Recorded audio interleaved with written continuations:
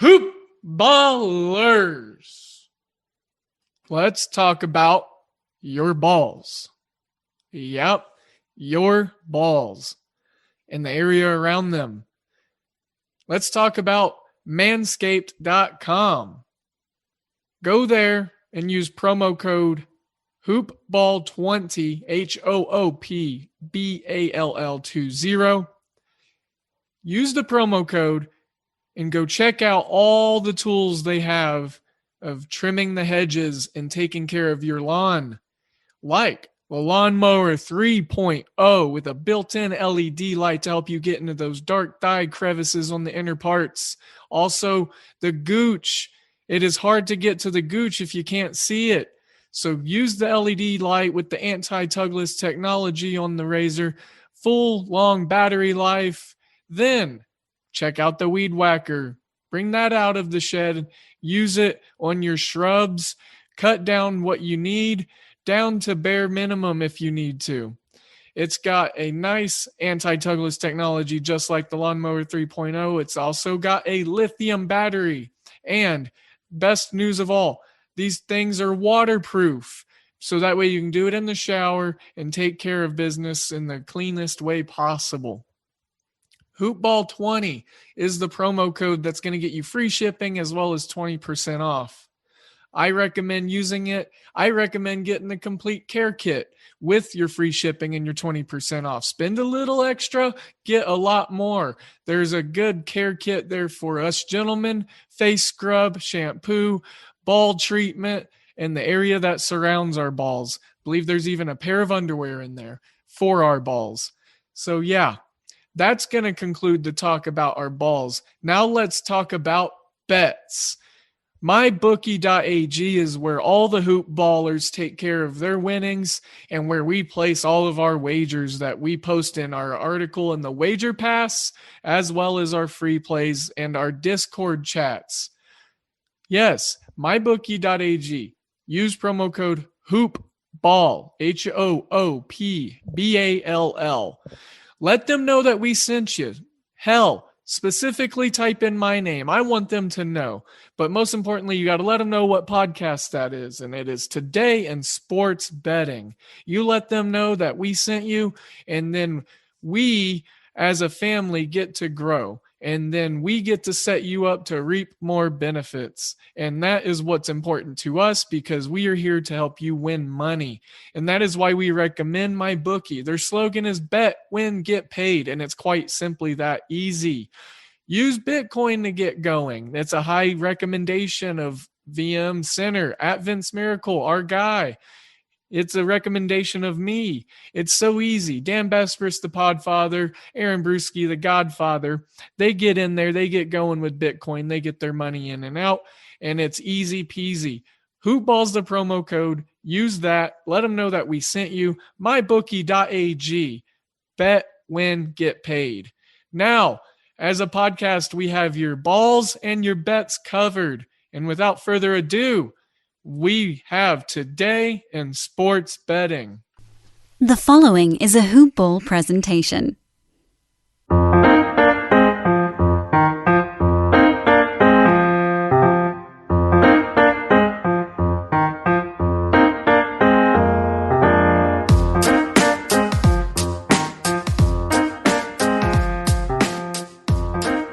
Hoop Ballers!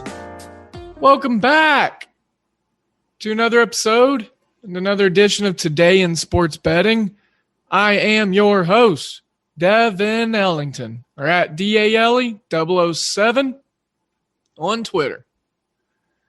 You can find the show and the rest of the team at Hoopball Gaming over there in the Twitter sphere also. Don't forget to check out hoop-ball.com. which is the landing page for all of our fantasy basketball content, our great articles. We've got at Talkin' Sunday, where we call him AG on the Hoopball team, going through every NFL team for your fantasy football preseason previews and breakdowns. Talks about what ownerships you should look into for what players. This is an exciting time for Hoop Ball. We just added and created the Hoop Ball loyalty program. For those of you who've been with us since the beginning in the red carpet rollout of our premium content over the last year and some change, you've experienced an astronomical amount of growth with us. You've also seen us add lots of professional talent. We've got a bevy of picks for you all the time. Our DFS content is phenomenal.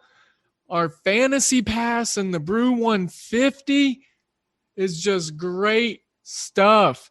The Hoop Ball loyalty program essentially gives you an opportunity for this is the new listeners and the old folks alike. But the new listeners are going to be able to cash in a lot. Folks that have been with us from the get-go, you are going to be locking in a forever price, essentially. Aaron Brewski, our main man, the founder, the Don himself, gave an example out. He has a $49 yearly annual cost membership fee to 24-Hour Fitness. He's had that over the last 10 years now. His has been locked in. They allowed him to lock that membership price in. And if you look at the cost of those prices now, well, Brew got the long end of the stick on that one. And that's what we want to offer to all of our Hoop Ballers. We have a lot more customized packages. You can combine the DFS and the gambling stuff now. You can just get all the fantasy tools plus the DFS stuff. It's literally interchangeable.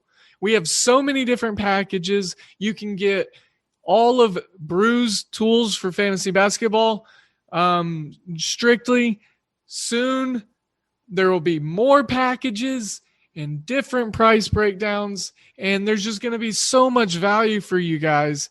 But we are running this little trial period into August that you get to lock your price in, essentially. You name your price for what you want, what product, and what you pay, and you're just going to get more from here on out, and your price will never change. So, as a way of us saying thank you and just being extremely grateful for y'all as listeners and as fans, we're churning and we're burning.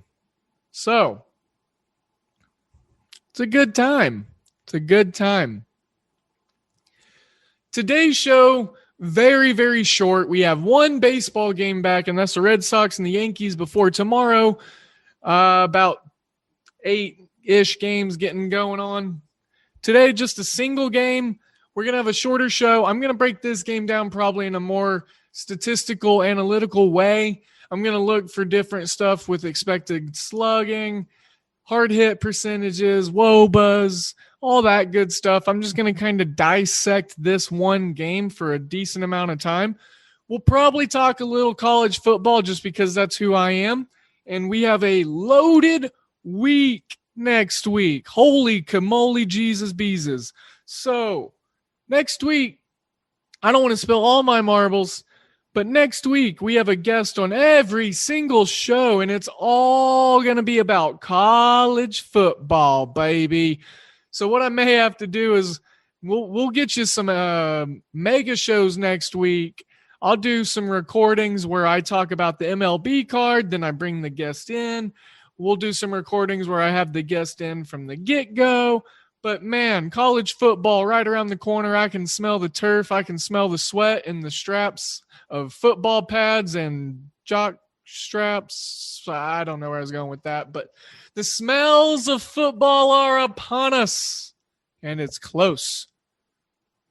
Football is coming to harness my inner Ned Stark. I was trying to make a play on words there, and it wasn't working. Inner Ned Stark. That just sounds like I'm having a stroke. All right. How about Hunter Renfrow? Weird transition. Hunter Renfro's actually been doing really, really well for the Red Sox leading into All-Star break. I think this right fielder for the Red Sox is an important piece. I think the fact that he's got an expected slugging of 495 is huge. His K percentage is one of the team middling ones. Alex Verdugo's got a 12.9 K percentage, which is team low for the Red Sox and is actually crazy.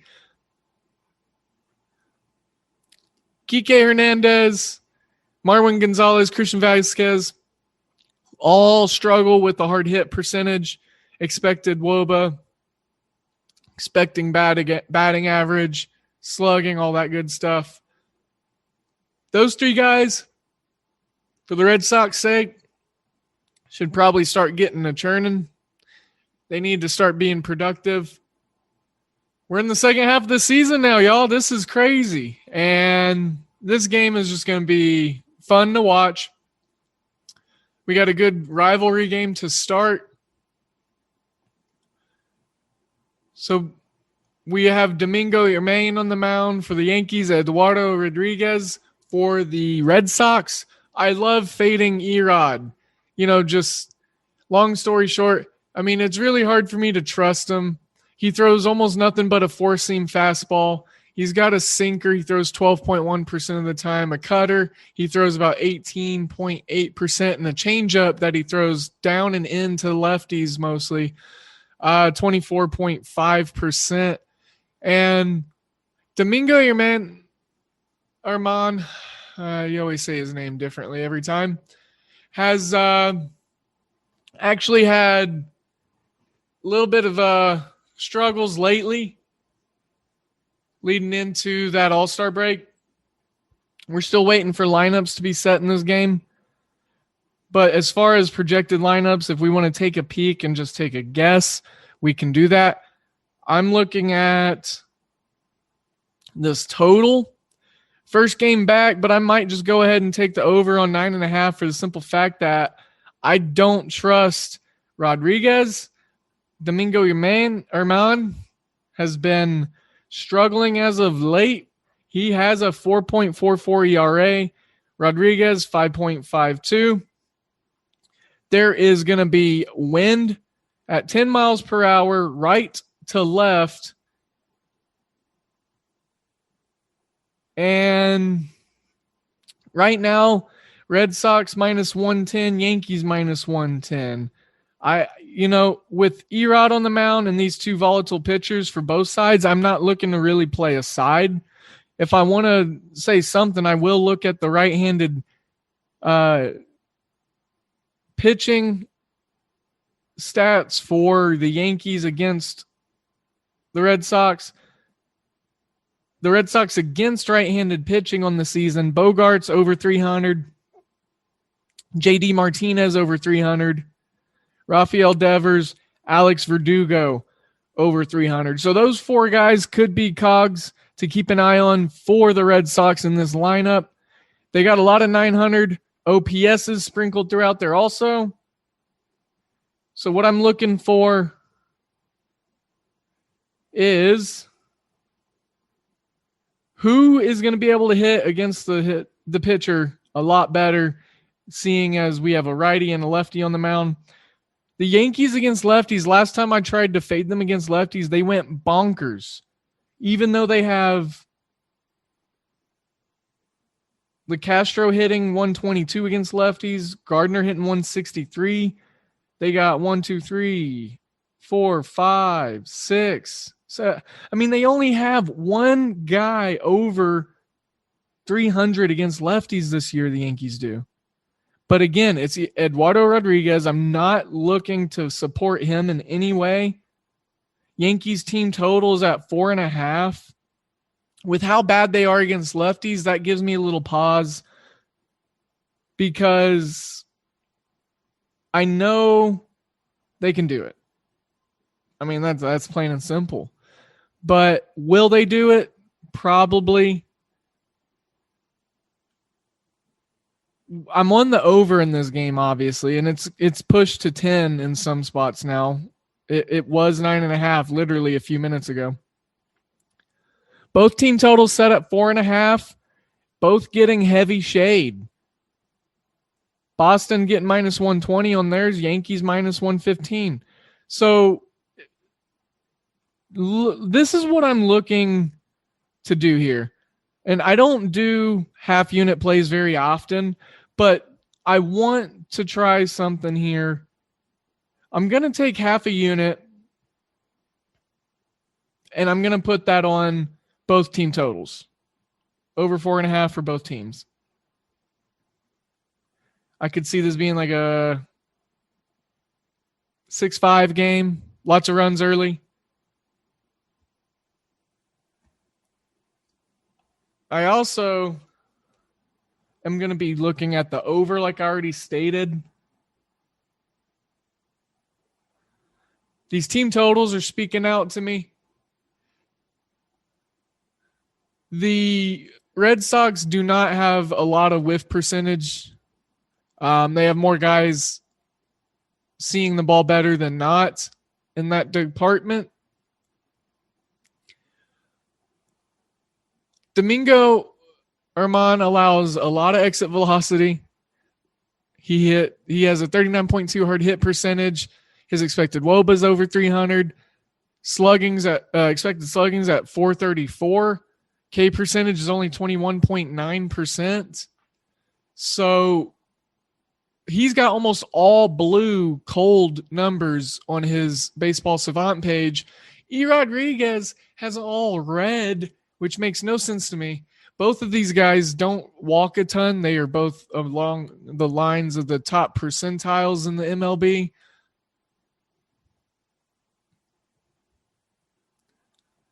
Both pitchers, ground ball pitchers, over 44% for Eduardo Rodriguez. I'm just trying to find like a random number, something that sticks out a lot to me. A lot of guys do not whiff on Erod stuff. So there's something. He gets first pitch swung on 66.2% of the time, and his first pitches are typically right down the heart of the plate. Zone percentage, 50.6% of his pitches are in the zone. 68.3 zone swinging percentage. So batters swing at his stuff that's in the zone 68.3% of the time. Man, I love breaking these numbers down. There's so many different just cool stats that go into baseball. And I think that if we look here, I'm going to pop open Domingo Germán's Baseball Savant page. I want to do some pitching splits. I want to look at some stuff on him. I'm going to pull up some player stats on teamrankings.com to look at just kind of, some just overall numbers on who's doing what. So I'm looking at hits allowed right now as starting pitchers. And I'm looking at the bottom, trying to see, I'm just kind of getting a feel. Brad Keller has given up the most hits in the majors, by the way. 63rd, 119 hits, 8 more than Kyle Hendricks, Garrett Richards, Antonio Senzilla at 111. So I'm scrolling.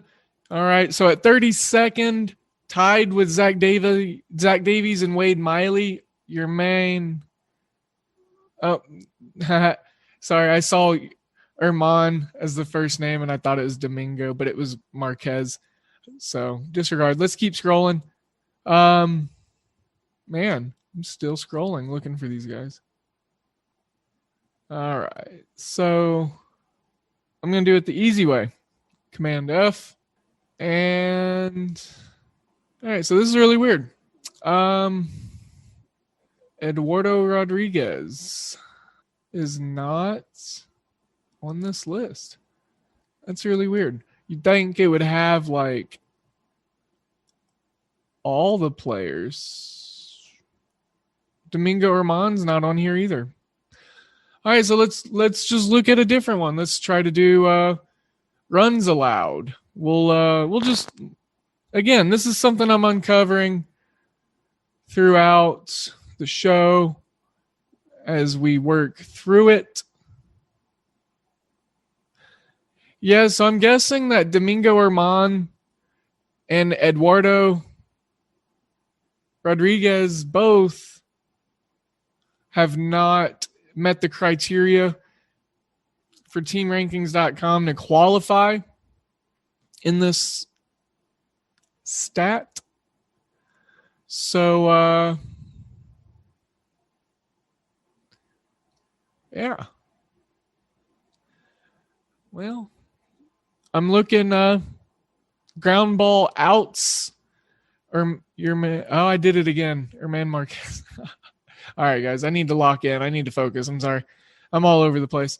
All right. So team rankings, I didn't really find anything.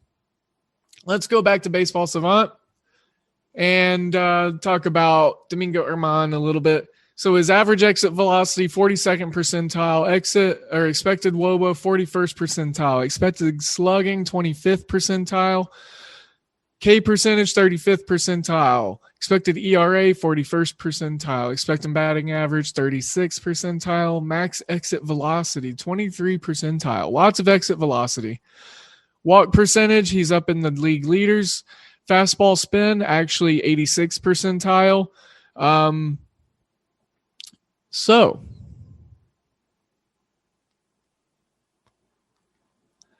I want to look and see some splits, some basic stats, and see how he fares against folks at home. His left versus right-handed hitters stats are, I'll just throw his ERA out there. ERA against lefties, 3.52. ERA against righties, 5.27. He's faced 36 more batters that are right-handed batters, 10 more hits, 13 more runs than he gives up for lefties, 25 earned runs, 10 more than 15 against lefties, 9 home runs, 13 walks. So we were talking about walk percentage and whatnot being low for these pitchers tonight, but he doubles his walk percentage against righties, and with the Red Sox lineup, I'm pulling them up now. I feel like they got a lot of right-handed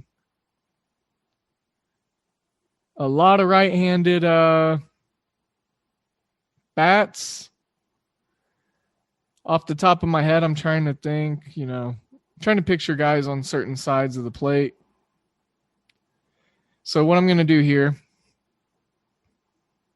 pop open their lineup,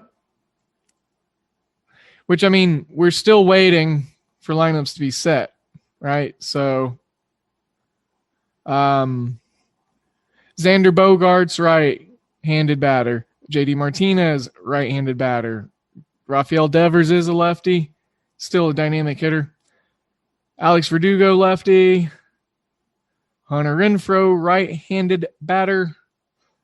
Christian Vázquez, right-handed batter. Christian Arroyo, right-handed. Bobby Dahlbeck, right-handed. Michael Chavez, right-handed. Kevin Plawecki, right-handed. See what I'm saying? The only lefty really is Rafael Devers. And the Red Sox on the season have handled righties pretty well.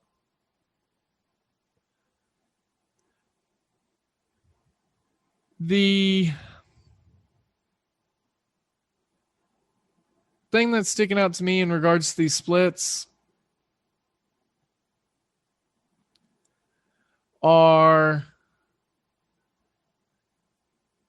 well, one thing is, okay, so his home games, Domingo Germán roughed up.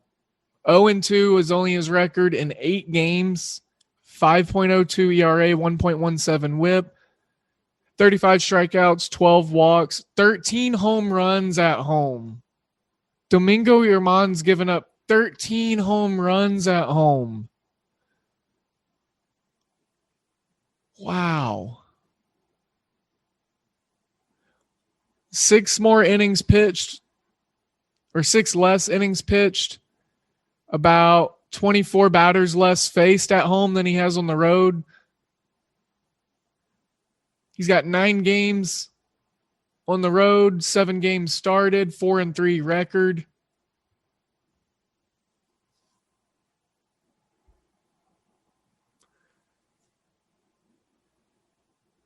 I really like targeting Domingo Germán tonight. I think that's the way I'm going to be looking at this. Based off Boston's offense alone, I don't want to back Eduardo Rodriguez, but with the first 5 being a pick at plus 115. Look, Eduardo Rodriguez has been bad, but 13 home runs at home for Germán is just crazy. His last 2 starts have been pretty bad. He went 3 innings and then 2 innings.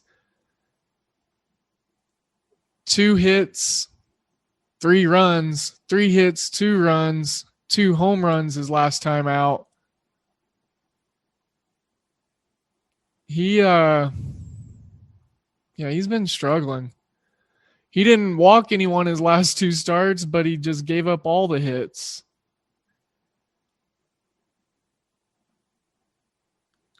The highest amount of batters he's walked this year in a single game has been 3. He did that against the Angels on the road. Yeah, look, Eduardo Rodriguez, not someone that I really like to support, but with the offensive prowess of Boston, I'm looking, Boston's team total in the first 5 will be something I'd be interested in, but them as a pick at plus money at plus 115, we just got to pray and hope that the left-handed hitting deficiencies, or against left-handed pitching is what I'm trying to say. The way the Yankees hit them, hopefully that stays down. But I think we have some plays. I'm looking to play those team totals, like I said. I like the over. Boston is a pick. Minus a half run in the first 5. And before we wrap this all up, let's just take a peek. Let's take a peek at some individual matchups here. Who's got what success? We will break down what these teams typically do against the guys. So I'm going to look at some props too. Strikeout props. Right now, Domingo Germán, 4.5. Eduardo Rodriguez, 5.5. Honestly, I would look at the under on both of those, but I'm not looking to play them. I just was curious. RBIs. Let's see. Hunter Renfroe to have over half an RBI, plus 162. Aaron Judge to have over an RBI, or have an RBI over half, plus 135.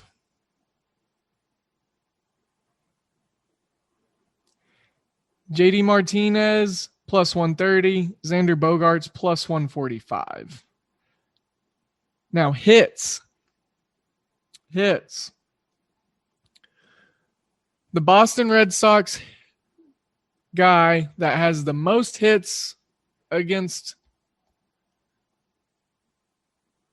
Armand is Xander Bogaerts. Most hits, 14 at bats. He's got 6 hits, 2 doubles, 1 home run, 4 runs, 3 ribbies, a walk, 2 strikeouts. And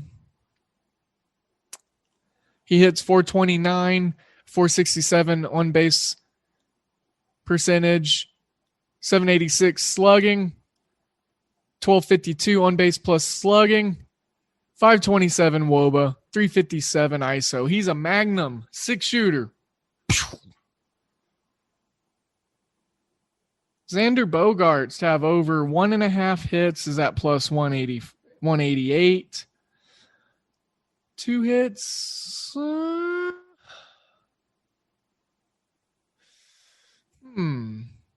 hits.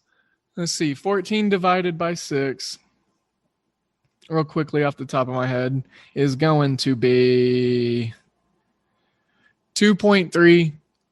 So he averages 2.3 hits in his at-bats against Marquez. Or I'm doing it again. Dang. Domingo Germán. I don't even have it in front of me now. So over 1.5 at plus 188. I mean, that's there's some decent value there.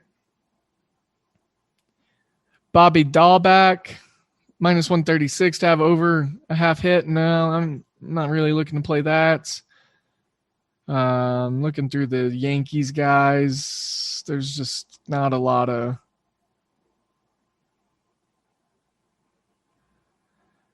yeah. So honestly, the only thing that I would look at here, Xander Bogaerts over 1.5 at plus 188.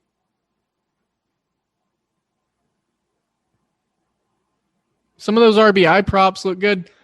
Let's run through the rest of daily baseball data, individual matchups against these guys, and then we can move on into something else or probably wrap up the show. I'm not sure. Spent a lot of time on this game. Wasn't really anticipating it, but there was a lot of fun numbers.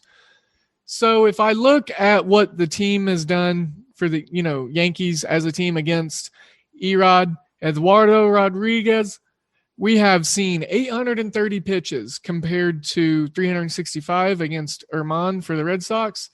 186 on the plate appearances, 157 official at-bats, 41 hits, 7 doubles, 1 triple, 9 home runs, 23 runs, 24 RBIs, 24 walks, 51 strikeouts, a 261 average, 364 on base percentage, 490 slugging, 855 OPS, 373 WOBA, 229 ISO. ISO's pretty high. A lot of extra base hits. Slugging, pretty high. Again, I mean, it looks like we're going to have a lot of right-handers for the Yankees going against this lefty. But, I mean, it's just... Let me just try to find... Okay, so like Gio Urshela, I think he might have some success tonight. 19 at-bats, 6 hits, 3 runs, 3 RBIs, 1 walk, 4 strikeouts. But he's got a 316 average, 350 on-base percentage, 526 slugging, 876 OPS, 378 WOBA, 211 ISO. Really like Gio Urshela's chances to have some success individually against Eduardo Rodriguez. Aaron Judge has the most, Brett Gardner has the most at bats, but he hits 163 against lefties. So bump him. Aaron Judge, 25 after Brett Gardner at bats is going to be the next biggest number behind Brett Gardner's 31. 4 hits and 25 at bats. A 160 average. Aaron Judge struggles against Eduardo Rodriguez, it looks like. 10 strikeouts. Wow. 8 walks, 10 strikeouts. So it's like, he's either striking out or walking against the guy. I'm looking at Luke Voit, Gleyber Torres, and Gio Urshela. Gleyber Torres has 9 RBIs, which is the team high, in his 19 at-bats and 7 hits, 1 double, 1 triple, 3 home runs, 4 runs, 4 walks, 6 strikeouts. Damn. Yeah, Luke Voit too, 385 against Erod, a 1231 OPS, 512 WOBA, 5 hits and 13 at bats, 3 doubles, extra base hitting machine. Might look at his total bases play against them in this. 3 runs, 3 RBIs, no walks, 6 strikeouts, 462 ISO. So between Gleyber Torres, Luke Voit, Gio Urshela, and let's say Xander Bogaerts, Hunter Renfroe. Nah, I like Christian Vasquez's numbers a little bit better. More exposure. Look, I think these pitchers are just going to have a rough day is what I'm saying. I'd look at let's see, 51 strikeouts in 186 plate appearances. So if I do 186 divided by 51, so that is 3.64 strikeouts per. Or here, what would that number be? No, that would be 3.64 plate appearances per strikeout. I think that's how that would work. And if we do the at-bats, 157 divided by 51,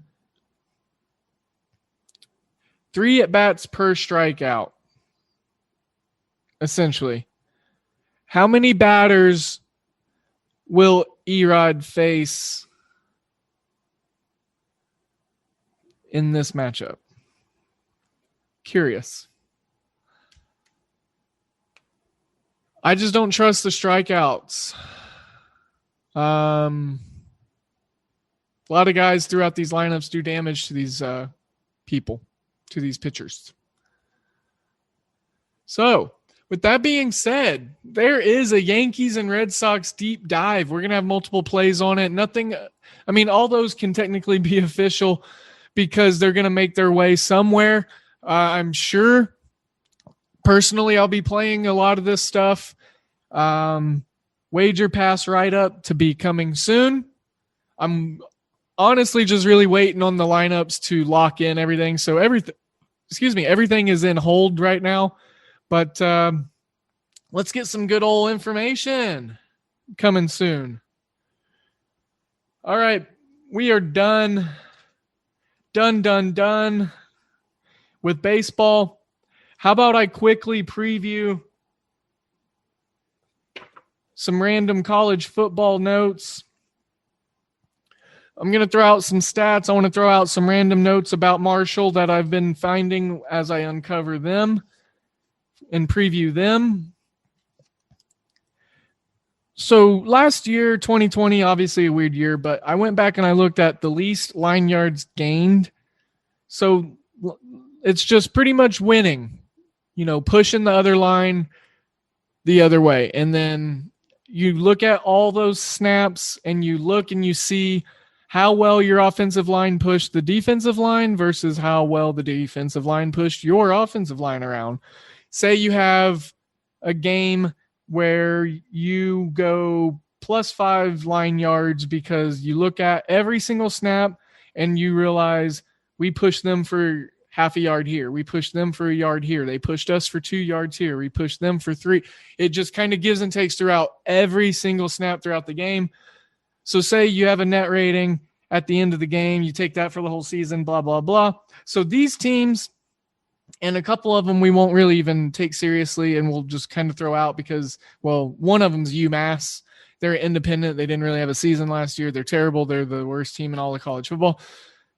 They don't really count until they do, which kind of sucks because UMass is kind of unique. They're cool.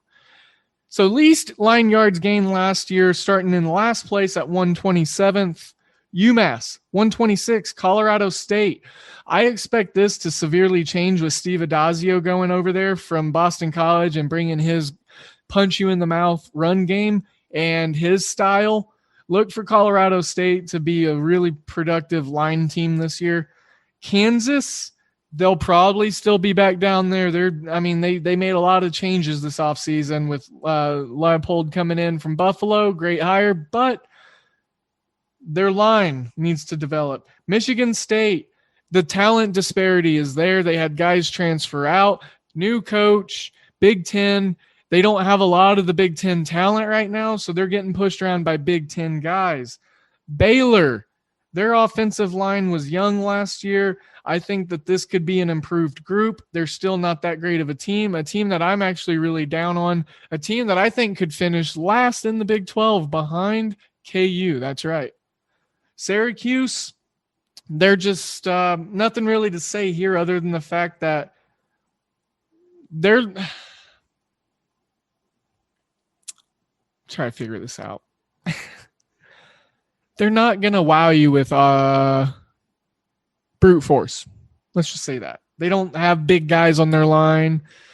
They do struggle in pass protection. Their quarterback was always under duress.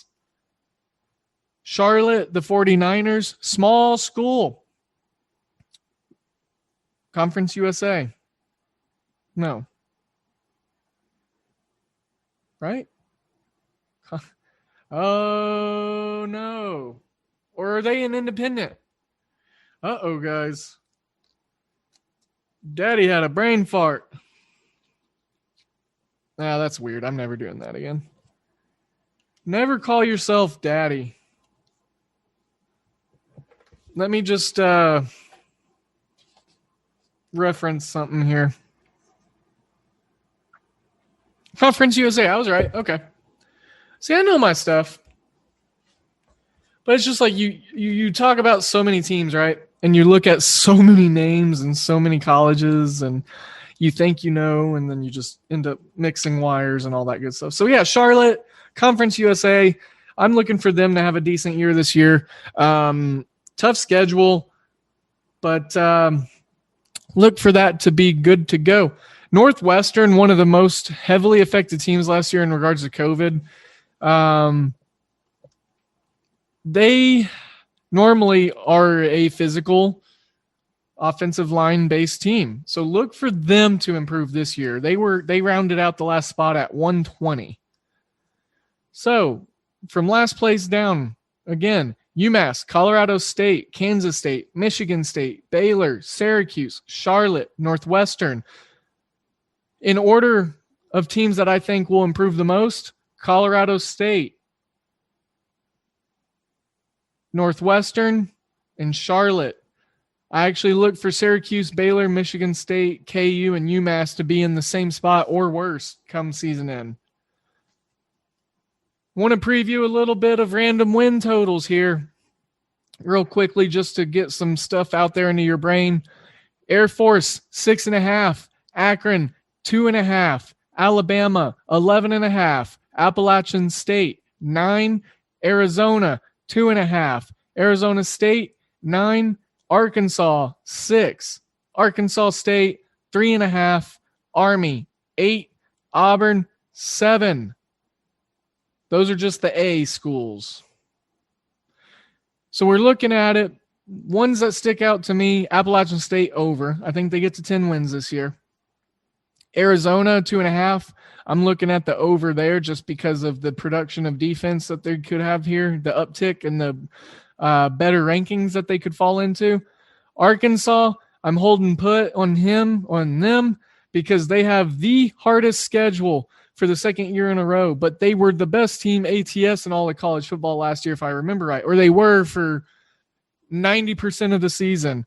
Auburn, 7. I might look at taking an under there. First-year head coach. 7's a nice number for a push opportunity. If not, a win on the under. I don't see them getting over 7. Army, no true opinion. Arkansas State, over 3.5. Yes. Minus 167 on the juice, but I mean, I think it's a lock that they have 4 wins before the halfway part of the season's done. This is the Arkansas State team that has a lot of offensive talent. They lost their top receiver, but they have a great core of receivers around.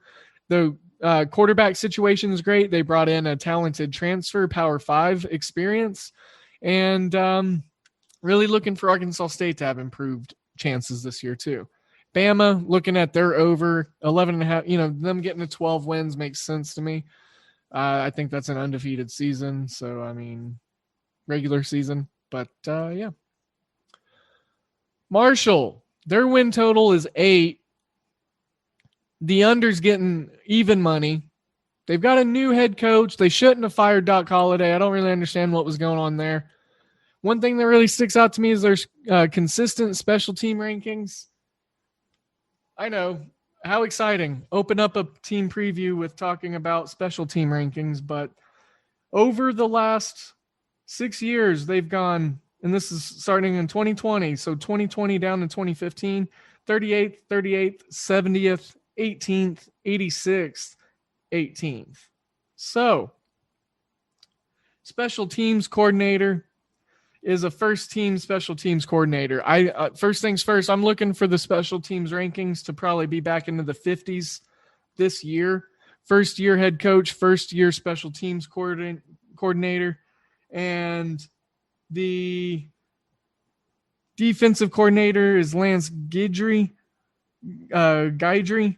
He was the defensive coordinator at FCS Southeast Louisiana in 19, and also head coach at McNeese from 16 to 19. He was defensive coordinator in Western Kentucky from 2011 to 2012 when the Hilltoppers allowed just 25 points per game in back-to-back years. So, this D coordinator, not a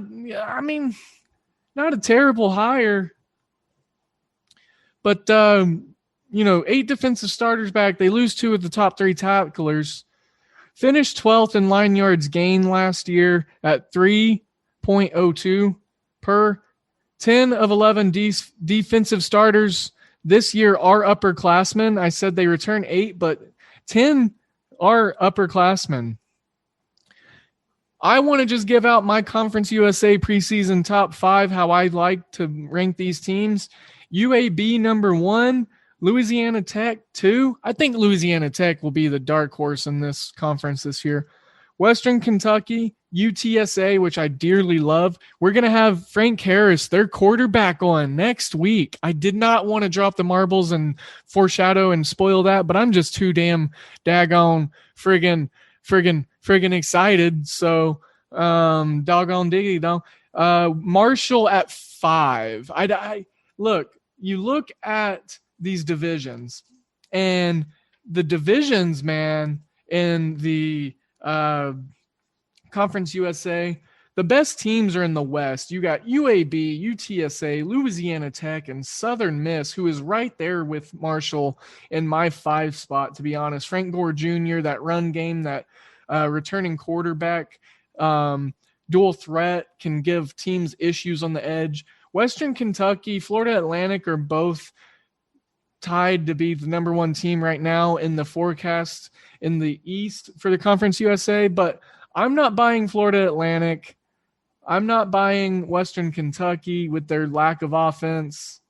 Marshall, I slide down there. And then the bottom of this division is Middle Tennessee State, Florida International, Charlotte, and Old Dominion. Just pretty rough stuff there in regards to teams.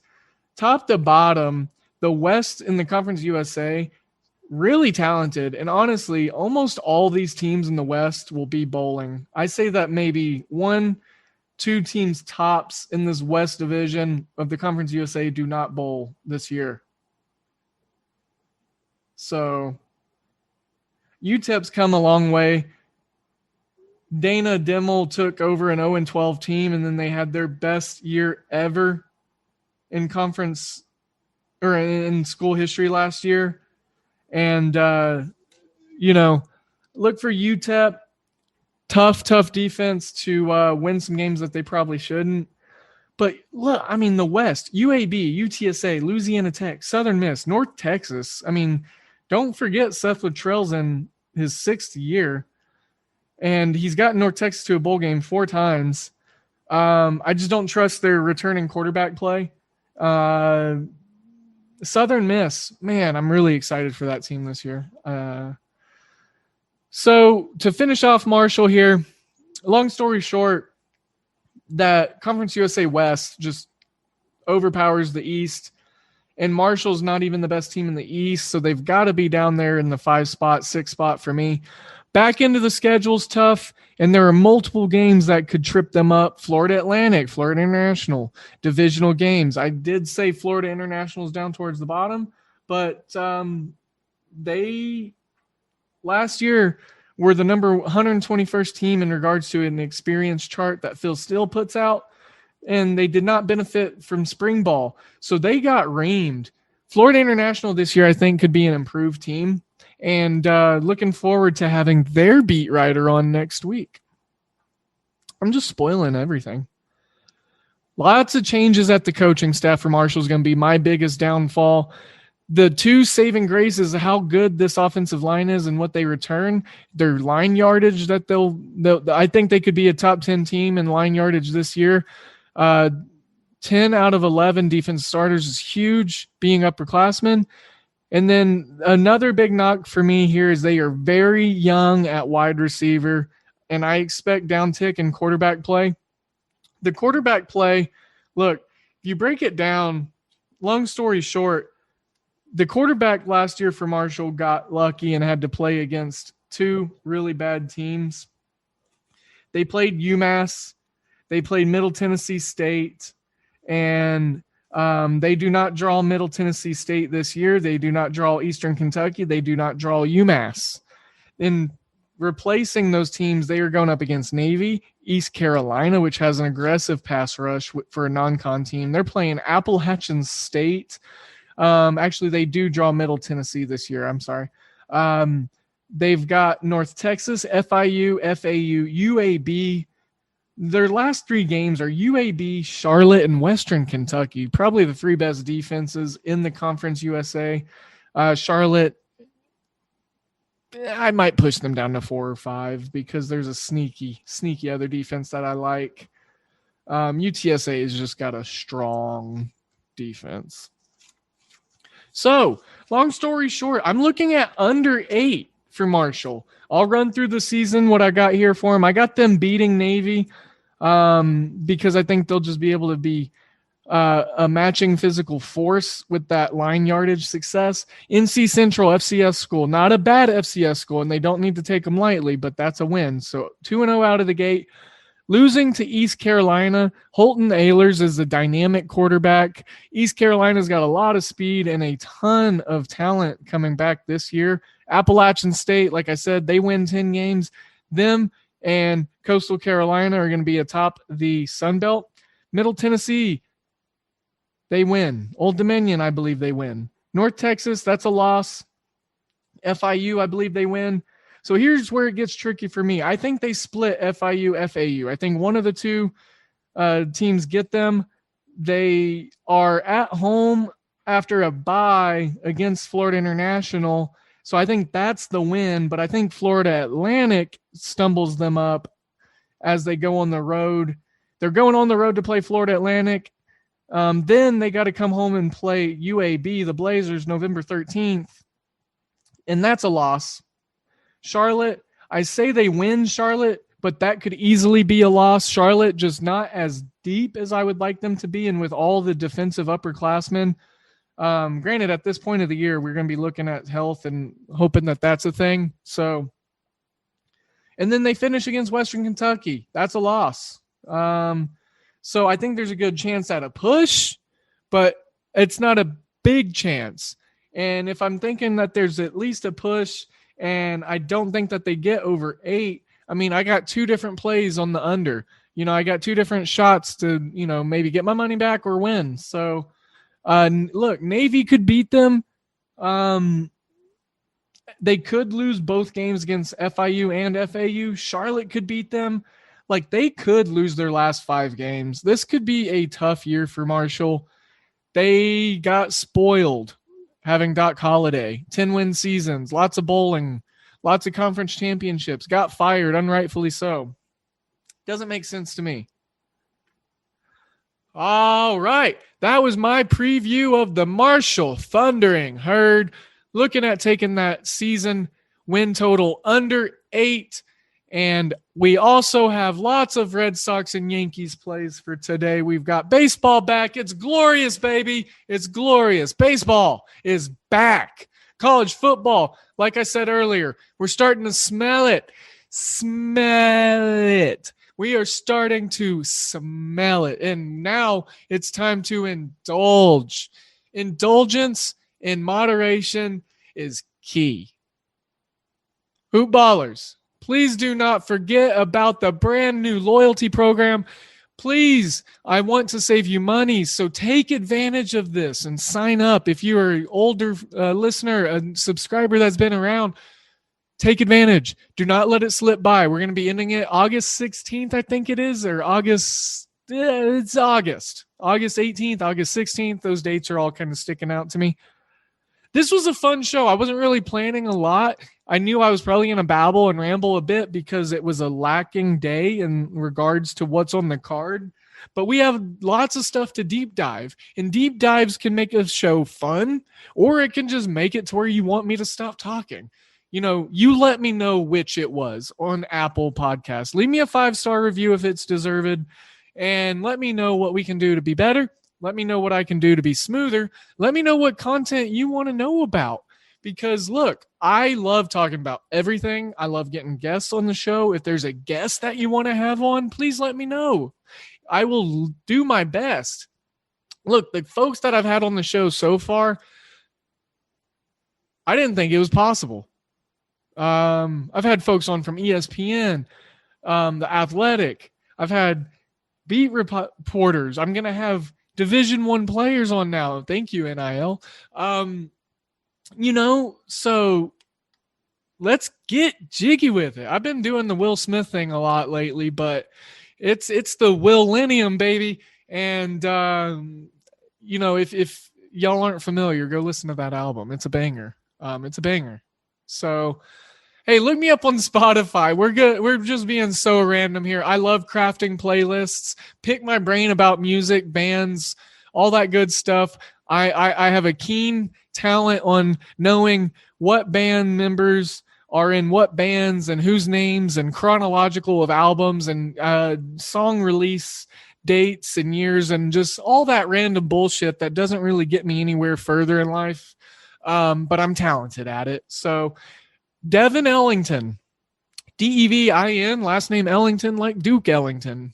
Since we're talking music, on Spotify, weird bushy head of hair, creepy ass looking mustache.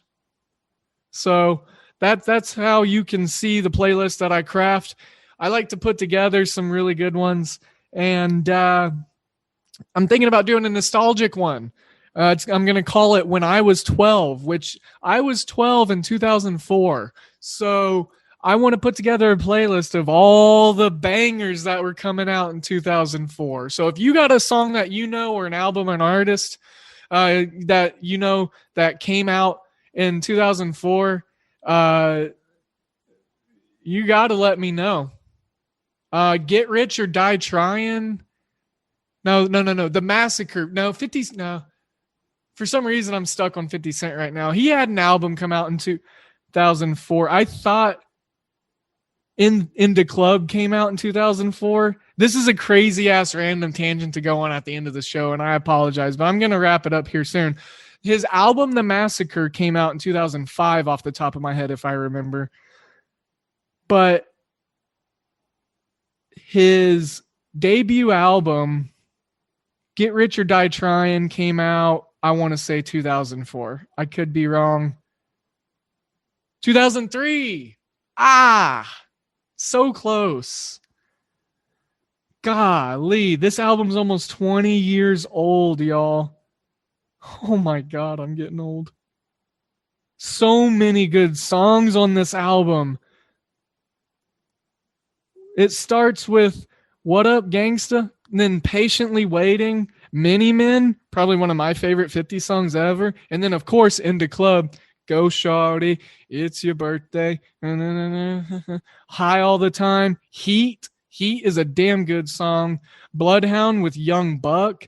And then, of course, PIMP, Like My Style with Tony Yayo, Poor Lil Rich, 21 Questions, R.I.P. Nate Dogg, Don't Push Me with Lloyd Banks and Eminem.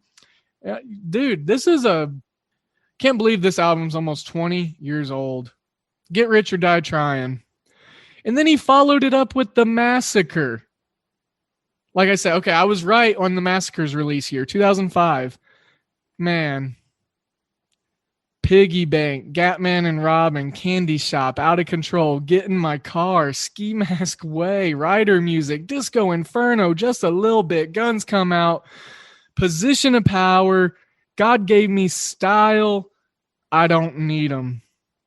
50 was the king of the world back then, man. I remember being a young kid running around trying to talk my dad and my stepmom into letting me get the parental advisory. Hell, they wouldn't even let me get the edited Walmart version of these albums. It was on my Christmas list every year. I was into so much rap back then as a youngster. 4th, 5th, 6th grade, PD Pablo, frickin' 3-6 Mafia, Ghostface Killah, Wu-Tang, RZA, Jizza, Inspectah Det. You can just, talk about all the Wu-Tang. All right, I got to wrap that tangent up because I'm never stopping. Okay. That was really just random, y'all.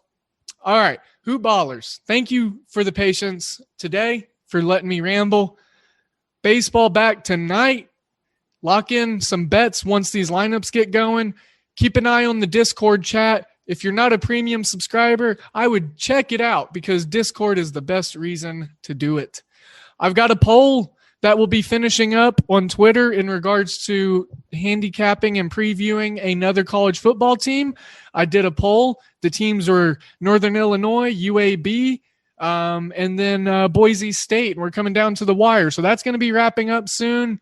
You may not listen to this in time, so just keep an eye out on the results and then get a free article out of it. So with that being said, again, I was Devin Ellington at DALE007 on Twitter.